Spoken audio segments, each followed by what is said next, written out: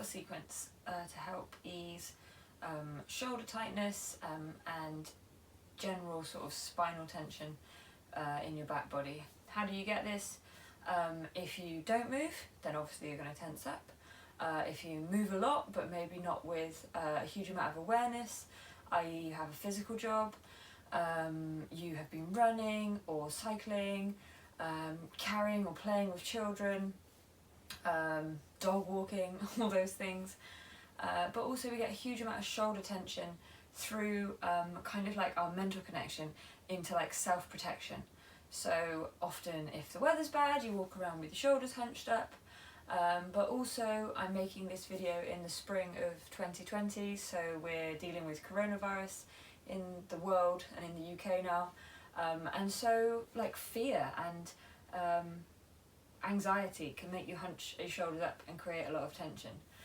Maybe you have a strong and regular yoga practice. There's a lot of pushing involved, and so it's really important to make sure you take the time to ease the tension in your front body, stretch it out, not only to bring balance into your body but to help with your breathing and your posture. So today's little sequence is going to help stretch, work another time on strengthening the back of your body, and those two together will obviously help with the posture, with the breathing, as I said, but also the ease of movement. The aim in creating that space and building up that strength is so that your body can move with less awareness by you, so your muscle memory will take over and help you, and then when you connect to those you get even more benefit. Connect to those muscles and find those spaces. But anyway, as I said, today's focus is on stretching out the front body and easing some tensions from modern day life, both behind a desk, during whatever your play is, but also with the social pressures and anxieties of the current climate. So we'll start on all fours. You might want to grab a cushion before you start, or maybe a couple, just to have handy, but we're going to come on to all fours.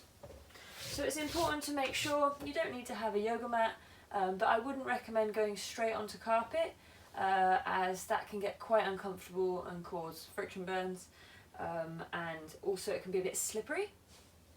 So definitely put something down under your knees, and ideally you want to have one full surface rather than like something under your knees, something under your hands, otherwise you can end up slipping apart. Okay, so just make sure whatever's under your knees is supportive, and then when you put your hands down, remember where you put your hands is going to have a big impact to how much effort goes through your wrists. So if you take your hands slightly further forwards of your shoulders, or sit your hips slightly behind your knees, then you're going to be putting more weight into your legs. If you bring your hands right under your shoulders, then you're going to want to make sure that that core is nice and strong so that you pull yourself away from your hands. And we'll start with the hands. The spring we've had here in the UK has been non-stop rain, so there's lots of squidgy mud that you can go and put your hands in and feel the mud squidging between your fingers. Wriggle your fingers in the mud. Turn your mat into mud, or if you don't like the idea of mud, grass is fine. Okay, so feel your hands nice and strong in the ground. Draw length up your arms, but try not to lock your elbows out by pushing them forwards. Keep a little bit in reserve in your elbows, but feel your arms long and strong, space between the shoulder blades, belly and ribs draw up away from the mat, and press into your knees or the tops of your feet. Maybe you prefer to tuck your toes, but stay nice and strong there. And just feel everything's on except your face. Face is nice and relaxed. You've got length in the back of the neck, length all the way to the tailbone, and strength through the arms, through the legs. And we'll just find a few breaths here. If you can breathe through your nose, great. If it needs to be through your mouth or your ears, that's fine.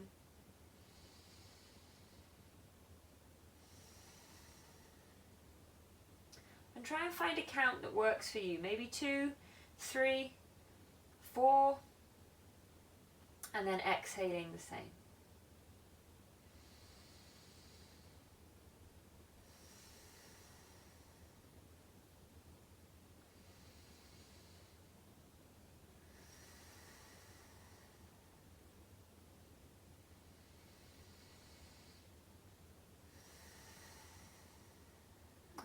bring your attention back to your body. What's really important when we're on all fours is that we don't drop down into our lower back or collapse into our shoulders. All the shapes we're going to do today are totally suitable for pregnancy or postpartum. I did all of these things right up till Ollie was born and pretty much straight after. Your shoulders take the biggest hit as a new mum, I would say. As women, we usually don't have as much strength in our upper body, but all of a sudden we're carrying around at least 4 or 5 pounds usually, and then more. And never mind how much extra weight you put on when you're pregnant. Often a lot of your muscle that you did have, if you had it, turns into milk, and so you're there carrying all this extra, potentially with less. So it's really important that you try and stay strong during your pregnancy, and I will do some specific videos for that, but also that you respect the new strength you need as a mum. Obviously your head is like all of a sudden just this new person and you just get on with it, but yeah, being strong is really important. And if you're not pregnant or having a baby, it's important to keep your upper body strong as well. Not for aesthetic purposes, for the simple fact that if you fall over, you can get yourself back up.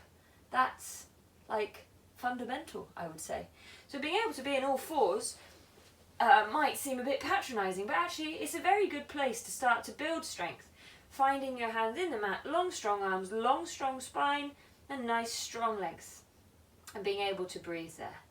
If you can't breathe, you're not doing it quite right. You should be able to breathe everywhere, okay? So after your all fours, as energised as they were, maybe it felt quite intense, maybe not, maybe just a sort of gentle warm-up. We'll come and stretch the wrists out. I like to just walk them round the clock face in each direction. And once you've placed the hands while being static, you could start to move forwards and backwards. Again, keep your core strong so that you're not dropping or losing yourself. Just go as far as feels good for you. And again, walk the hands around if that feels good.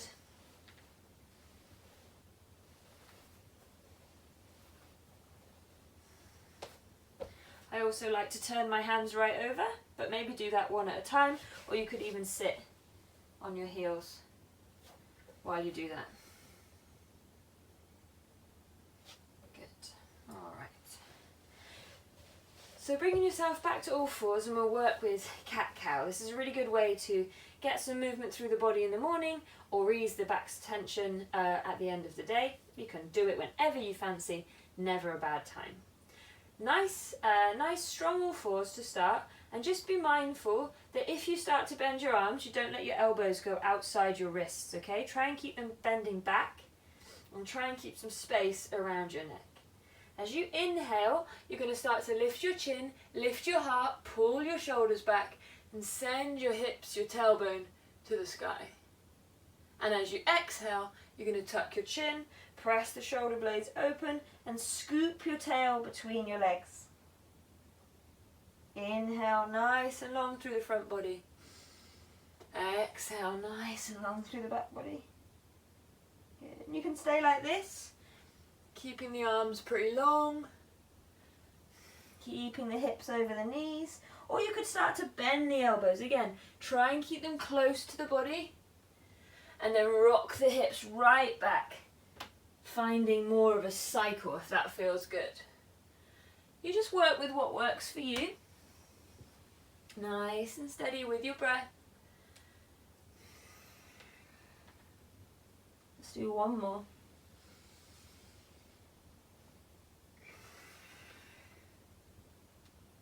Good.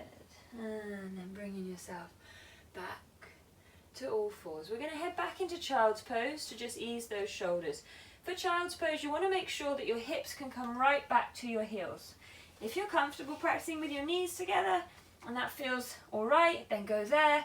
I really like to practice with my knees wide, but keeping your big toes touching.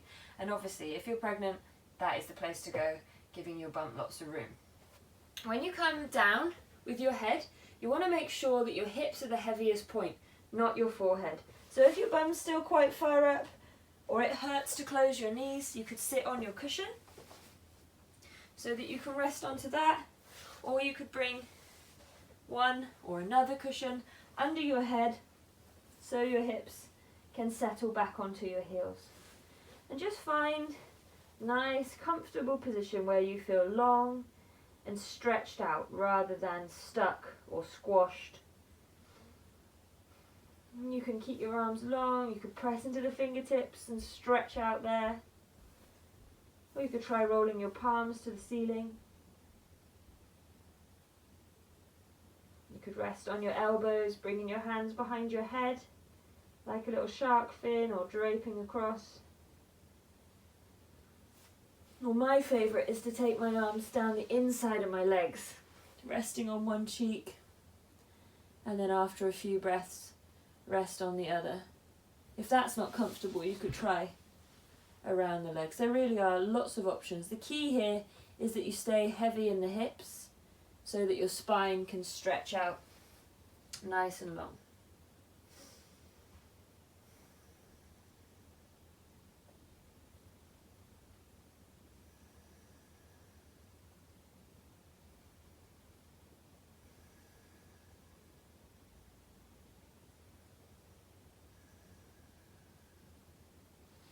Whichever one of those felt most comfortable for you, just carefully bringing yourself back out, taking your arms forwards if they weren't already, and let's walk both hands over to one side.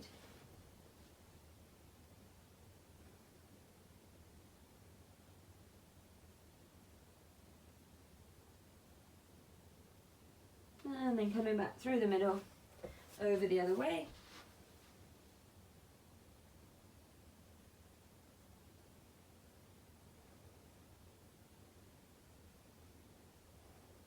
And back to the middle. Pressing up into the fingertips, having a little waggle, walking your hands either side of your face, and coming back up to all fours. Okay, we're going to come and find a chest stretch now. So it's really important. This shape in particular can feel really quite intense, especially if you are really, really strong in your chest, really strong in your shoulders, or really, really tight, which can be caused, as I said, by anxiety, by fears, as much as by physical reasons. So, you know, your mental state can play a big part on how your muscles feel, how your body feels, which is why it's important to move consciously, so that both of them get the benefit. So we're going to come into puppy pose now. For me, I used to find this excruciating in the outsides of my shoulders until I learned the few modifications that I'm going to suggest to you guys. And also, it can feel really, really intense across your chest and across your armpits. What's important is that you don't go looking for pain. You might find that, stretch. You might find a bit of discomfort. And yes, yoga is there to challenge you and to poke your edges, but you shouldn't go smashing through them. And it's very possible to injure yourself doing yoga, to do more damage than good, when you just make the shapes without that mind and breath connection. Okay, you should be able to breathe, and you should be feeling like it's interesting, not excruciating. Okay, pain, it's just not worth it. Okay. So for puppy pose, unlike child's pose, we want our hips to be up high, and we want our chest and our face to be the lowest point, or at least the point that's trying to contact the mat. So you might want to shimmy backwards a little bit so you've got a bit more space. You can tuck your toes or untuck them. You want to be relaxed in the feet until you come into the more intense variations. And you want to leave your hips over your knees, ideally on top, maybe a bit in front, maybe a little bit in back, but not too far back, because we want to open up through our thoracic. If our hips go too far back, we just don't have room, whereas if we bring our hips forwards, we have a lot more room, okay? But we want to open the chest first. So walk your hands out in front, so you're in like a long all fours, and you can just do a few little sort of armpit stretches here. So starting to drop the chest down, and then press the shoulder blades apart. Drop the chest down, press the shoulder blades apart. So the difference here is I'm not wiggling my hips around. I'm trying to keep them in a neutral place. I'm trying to move through my shoulders. And remember, obviously I can't see you. Maybe you can't see me while you're practicing this. Try and feel like it's your chest and your shoulders leading the movement, even if you find your hips coming along as well. Because for me, it's quite comfortable to drop into my chest and then send my hips up as well. But what's important is that we don't just go hips up and not move the chest down. So try and find that feeling where it's initiated in the shoulders, armpits, chest, and then added extra to with the hips if that feels good. So you can come and rest your head down, your chin down, your chest down if it touches, or you could bring a prop in to help support you if that feels better. But you want to be able to relax and release into the ground. Okay, you should be able to breathe here, wherever you are. And again, if you have quite open shoulders, you could try rolling your palms up or bringing your hands behind your head. But trying to breathe, trying to keep those hips high and that breath nice and steady.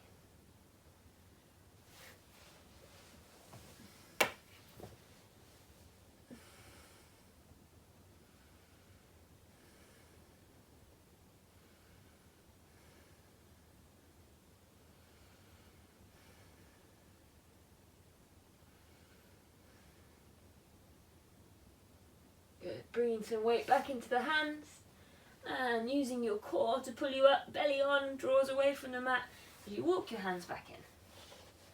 Okay, we're going to come up into downward dog. Downward dog deserves a video all for itself, but we're just going to visit it briefly just to build a little bit more strength, but also to stretch out the legs, the hips, and build a little bit of core engagement here.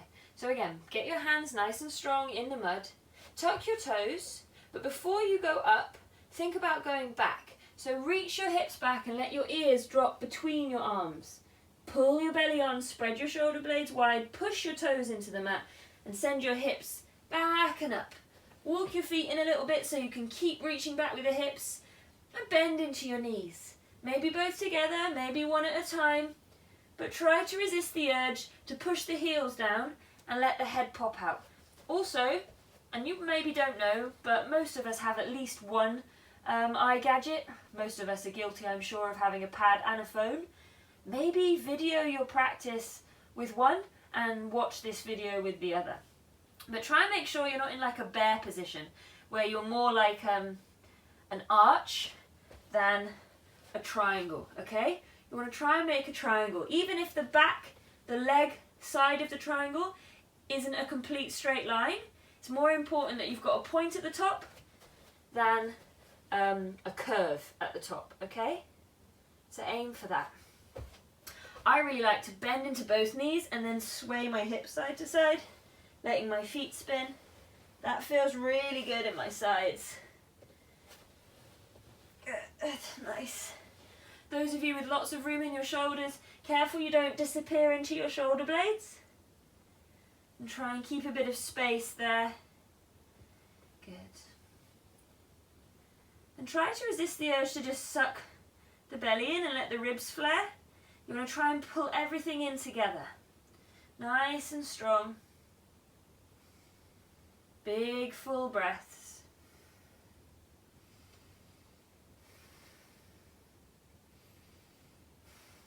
And release the knees.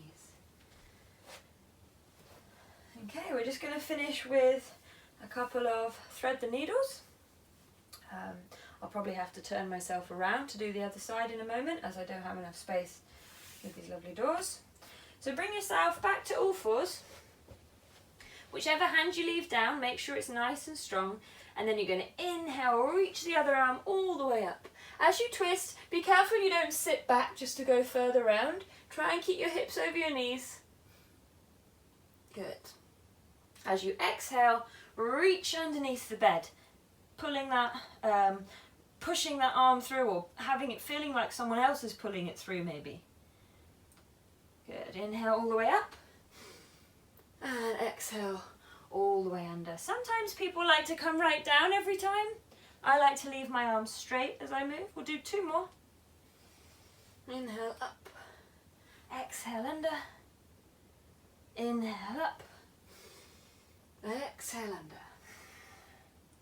And then we'll come down onto the shoulder, onto the cheek, and maybe walk this hand forwards, the top hand. Maybe keep it close and push yourself round. Maybe reach up or wrap. Well, my favourite is taking that same leg out to the side. That feels really good for me.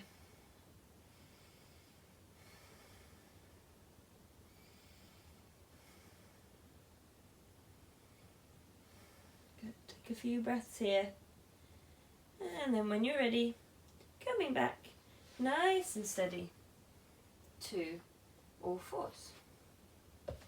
Have a wiggle and then explore the other side. So,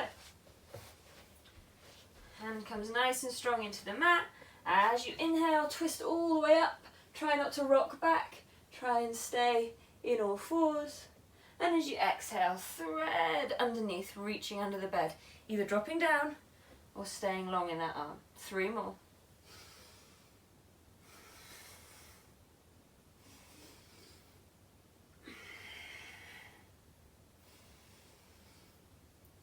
And coming all the way down onto your cheek, walking that hand forwards, keeping it close, reaching it up and around, or you could send your leg out to the side.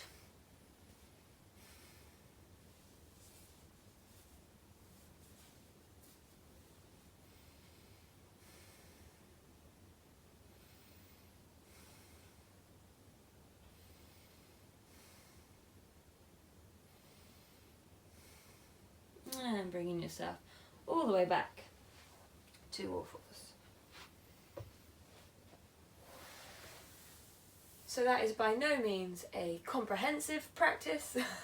That is literally just scraping the surface to open your front body, to stretch your shoulders. But those are some that work quite nicely together and don't take too long. You could obviously practice for longer, or once you get to know the shapes, you can whiz through them obviously quicker without all my mumbo jumbo in the middle.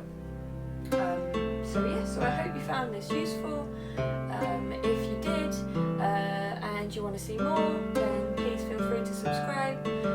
My email is also on the bottom of the screen, so if there's any feedback, you can either leave a comment or send me a message. And yeah, maybe check out my Instagram. You can